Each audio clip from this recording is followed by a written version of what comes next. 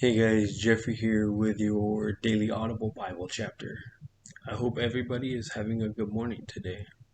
I will be reading the book of Matthew chapter 17 from the NIV. I hope you all will be joining us for chapter 18 tomorrow. Please let me know what you think of my video in the comments below.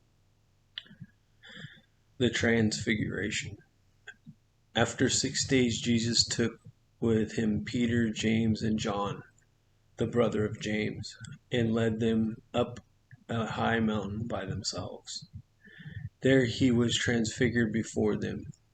His face shone like the sun, and his clothes became as white as light. Just then there appeared before them Moses and Elijah, talking with Jesus. Peter said to Jesus, "Lord, is it good for us to be here? If you wish, I will put up 3 shelters, one for you, one for Moses, and one for Elijah."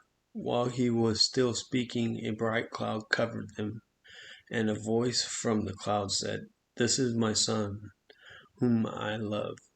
With him I am well pleased. Listen to him." When the disciples heard this, they fell face down to the ground terrified. But Jesus came and touched them. "Get up," he said. "Don't be afraid." When they looked up, they saw no one except Jesus. As they were coming down the mountain, Jesus instructed them, "Don't tell anyone what you've seen until the Son of Man has been raised from the dead."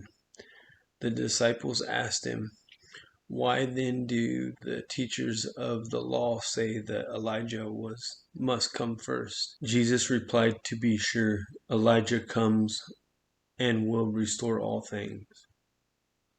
But I tell you, Elijah has already come, and they do not recognize him, but have done to him everything they wished. In the same way the Son of Man is going to suffer at their hands."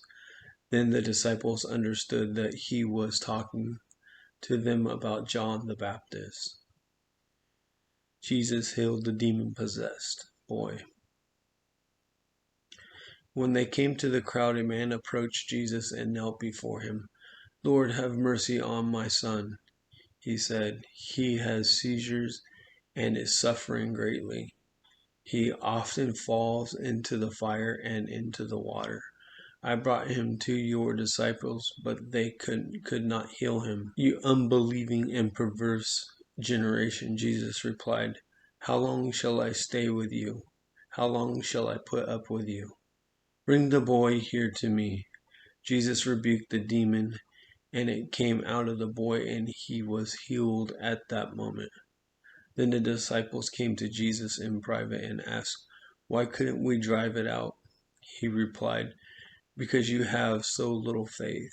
Truly I tell you, if you have faith as small as a mustard seed, you can say to the mountains, 'Move from here to there,' and it will move.